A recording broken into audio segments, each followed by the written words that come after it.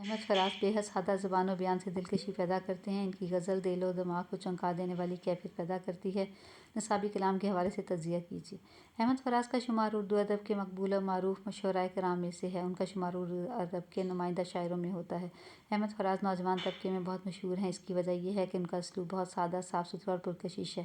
ان کی شاعری پڑھنے والا کہیں الجھاؤ کا شکار نہیں ہوتا۔ وہ اپنا پیغام قاری تک پہنچانے کے لیے پرکشش زبان استعمال کرتے ہیں۔ ان کے اکثر اشعار زبان زد خاص و عام ہیں۔ اب ہو چلا یقین کہ برے ہم ہیں دوستو۔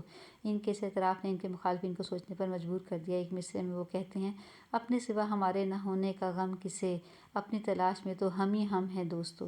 اس شعر میں شاعر اپنی تلاش میں ہے۔ وہ کم الفاظ سے زیادہ معنی پیدا کرنے کی خصوصیت رکھتے ہیں اور خوبصورت محاورات کے استعمال سے اپنی شاعری میں حسن پیدا کرتے ہیں۔ وہ اپنے لب و لہجے سے شعر کے اثار کو بڑھا دیتے ہیں۔ نصاب میں شامل غزلوں کا لب و لہجہ دھیما ہے۔ ان کا لب و لہجہ شاعر کے غم زدہ ہونے کے ساتھ ساتھ معاشرے کی بے حسی کو بھی ظاہر کرتا ہے۔ کچھ آج شام ہی سے ہے دل بھی بجھا بجھا، کچھ شہر کے چراغ بھی مدھم ہیں دوستو۔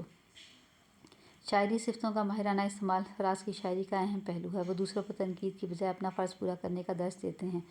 ان کی شاعری جہاں ترنم اور موسیقیت کے باعث خوبصورت دھنوں میں ڈھالی گئی ہے، وہیں شاعری میں موجود ہجر کا کر بھی نمایاں نظر آتا ہے۔ ان کے ہاں محبوب سے ملنے کی خواہش اور اسے پا کر پھر سے کھو دینے کا خوف موجود ہے۔ کس کو ہمارے حال سے نسبت ہے، کیا کہیں آنکھیں تو دشمن کی بھی پرنم ہیں دوستو۔ فراز کی شاعری بہت مختلف قسم کی ہے۔ ان کے موضوعات سے ان کے اسلوب تک سب بہت خوبصورت اور آسان انداز میں پیش کیے گئے ہیں۔ یہ بات بلا جھجک کہی جا سکتی ہے: احمد فراز کی شاعری میں عشق کا کرینہ اور دنیا میں حوصلہ مندی سے جینے کا درس ملتا ہے۔